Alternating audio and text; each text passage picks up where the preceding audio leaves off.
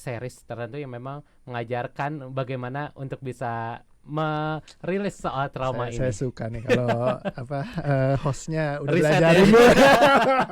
ada Yes. series yang memang bisa dipelajari untuk bisa rilis soal trauma. Tapi Yes, yes. apakah artinya trauma ini bisa dalam tanda kutip ya disembuhkan tanpa kita datang ke profesional? Istilahnya kita bisa self learning dan bisa exercise di rumah. Ada beberapa memang ketika trauma itu bisa hilang sebenarnya bisa juga secara naturally hilang. Jadi kalau ada pengalaman-pengalaman yang dia closure. Jadi kalau misalkan kayak saya dulu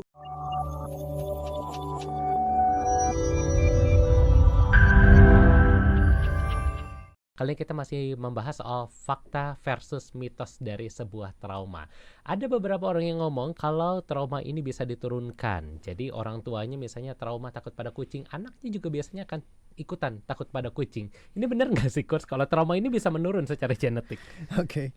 Yang menarik kalau misalkan penelitiannya di luar sih yang disampaikan itu sebenarnya kalau bayi lahir itu dia takutnya terhadap dua hal. Yang satu ketinggian, sama satu lagi itu jadi takut jatuh ya. Satu lagi itu takutnya suara yang kencang. Kayak gitu. Nah sisanya itu boleh dibilang kayak trauma bawaan dari keluarga karena proses yang di lingkungannya. Jadi kayak satu nature, yang ini nurture-nya. Nah ada kalau yang menarik itu kalau dilihat di YouTube tuh ada yang video bayi dan ular. Oh iya.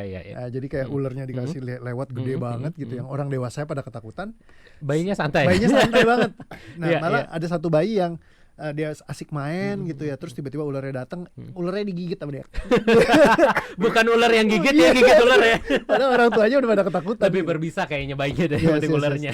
Nah jadi sebenarnya bisa jadi ketakutannya kita itu bukannya sekedar dibawa aja, tapi lebih banyak dari karena kita pelajari di sepanjang kehidupan kita. Gitu. Nah jadi dan untuk kita takut biasanya perlu ada edukasinya dulu bahwa itu menakutkan.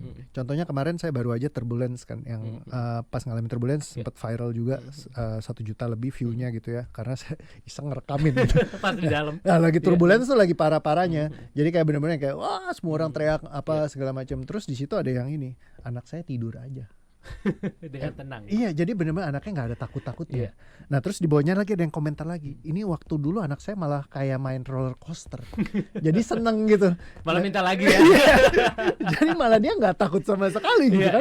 Nah jadi ada hal yang bisa ada orang yang ketika dikumpulkan mereka ketemu ombak besar bisa takut kegulung ombak gitu. Tapi ada orang yang ketika ada ombak besar malah asik buat berselancar. Betul.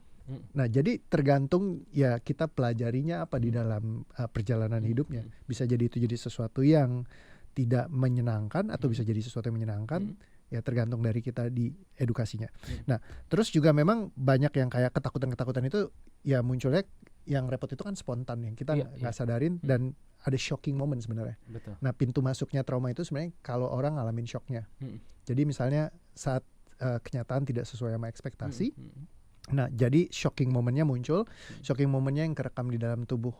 Nah biasanya kayak gitu. Nggak semua pengalaman akan seperti itu, karena kata kuncinya ya shock tadi. Jadi kalau pas lagi saya sendiri waktu sama istri ya, lagi istri tuh tiba-tiba dia bilang, aduh kok badan aku nggak enak banget ya, tolong bantu aku dong bawa aku ke kamar gitu, papa aku. Nah pas lagi di papa tiba-tiba dia pingsan gitu. Nah pas pingsan itu kayak matanya langsung putih ngelihat ke atas, akunya udah shocking moment karena aku nggak bisa ngerem kayak gitu. Bener, kan wah gila istri sendiri ini lagi begini gue harus ngapain ya, langsung keluar banyak pikiran macam-macam. Nah saat itu aku coba menenangkan diri yang kayak oke, tenang lah, stay cool gitu, kita bisa lewatin ini gitu ya, kayak gue harus ngapain ya. Akhirnya aku taruh, terus aku baca di waktu itu belum ada ChatGPT, Google ya di Google tanya gimana nih, disuruhnya diangkat kakinya ke atas. Nah begitu kakinya di atas diangkat terus dia bangun. Nah mulai dari hari itu setiap malam tuh begitu ada bunyi kayak barang dia naruh barang segala macam gitu, langsung kebangun. Jadi kayak nggak bisa istirahat dengan tenang. Ya terus kalau mau keluar rumah tuh ketakutan gimana nih istri takut di rumah. Ya jadi kayak selalu ketakutan gitu terus. Nah itu pola traumatiknya kebentuk tuh. Ya kan. Nah dan cukup panjang lama nggak berkurang. Nah sampai begitu saya mulai nyadar, ini kayaknya ada yang error, mesti diberesin. Ya udah saya beresin, baru dia hilang. Oke. Nah jadi pola-pola kayak gitu tuh bisa kebentuk justru pas di pengalaman kita, dan susah buat kita ngeremnya kalau kita nggak punya wisdomnya. Oke. Nah kalau kita punya wisdomnya, pingsan ya, kalau pingsan satu kali mungkin kita kaget shock kalau kita nggak punya edukasinya. Iya. Tapi kalau misalkan aku udah teredukasi Hmm. banget menangani orang pingsan, Hmm. misalnya kayak udah belajar misalkan tentang CPR segala Hmm. macem, nggak bakal bikin, Gak segitunya ya traumanya. karena udah pasti ngerti. Hmm. Lagi ada situasi kayak gini, Betul. harus biasa, ya udah bawa dulu, angkat ke atas, kasih air hangat misalnya Dengan kayak gitu. tenang ya, bisa Udah lakukan tahu. step by step. Iya, tapi kalau orang yang benar-benar kita nggak tahu kan, jadi benar-benar kayak nggak teredukasi. Nah jadi itu bisa dari situ. Terus kalau misalkan secara genetik bisa turun, itu ada banyak penelitiannya kayak epigenetics, terus juga neuroplasticity gitu ya. Jadi trauma ada yang diturunkan nggak? Kalau misalkan dari penelitiannya Michael Mini ada. Jadi kayak ketika genetiknya DNA-nya itu turun, dia ada kayak proses metilasinya. Jadi kayak ada sesuatu yang nyangkut ketika memang ibaratnya bayi itu dilahirkan dari ibu yang bermasalah. Iya. Tapi waktu saya ngobrol sama dosen saya, dibilang gini, itu kan dia epigenetiknya ujiannya sama tikus ya, kata dia. Bukan pada manusia. Bukan pada manusia, kata dia. Iya. Jadi apakah manusia akan sama ya? Belum tentu kan. Jadi tapi kalau gen tikusnya dites yang memang Ada yang ikut. ya begitu tikusnya ini memang nggak dirawat dengan baik, begitu dia melahirkan anak lagi, si anaknya ini punya proses metilasi yang sama. Nah tapi ketika dioper ke yang bermasalah ini ke ibu yang baik, yang nurturing dan ngerawat si tikusnya itu, ternyata proses DNA yang ada metilasinya itu, metilasinya selesai prosesnya. Bisa berubah. Iya, jadi bisa berubah. Oke, Jadi ketika nature mungkin membawa sesuatu, tapi begitu nurture-nya dirapihin lagi, ternyata itu bisa bantu mereka untuk bisa berubah juga.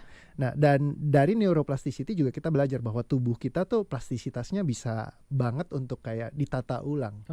Sehingga walaupun kita punya proses trauma segala macam, dia nyangkut di masa lalu, kabar baiknya ya bisa diberesin.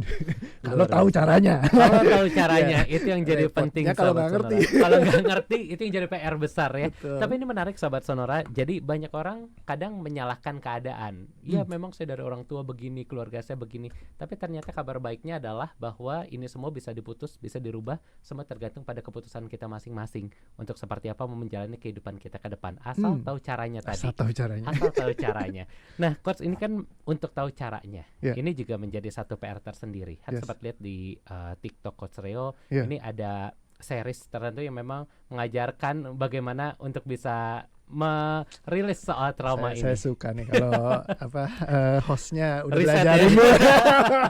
ada series yang memang bisa dipelajari untuk bisa rilis soal trauma. Tapi Yes. apakah artinya trauma ini bisa dalam tanda kutip ya, disembuhkan tanpa kita datang ke profesional? Istilahnya kita bisa self learning dan bisa exercise di rumah. Ada beberapa memang ketika trauma itu bisa hilang sebenarnya, bisa juga secara naturally hilang. Jadi kalau ada pengalaman-pengalaman yang dia closure. Jadi kalau misalkan kayak saya dulu, saya pernah ada problem di fisiosomatik ya. Jadi kayak ketika saya tuh selalu berdeham. Jadi kalau misalkan lagi ngomong gini kayak Oh iya.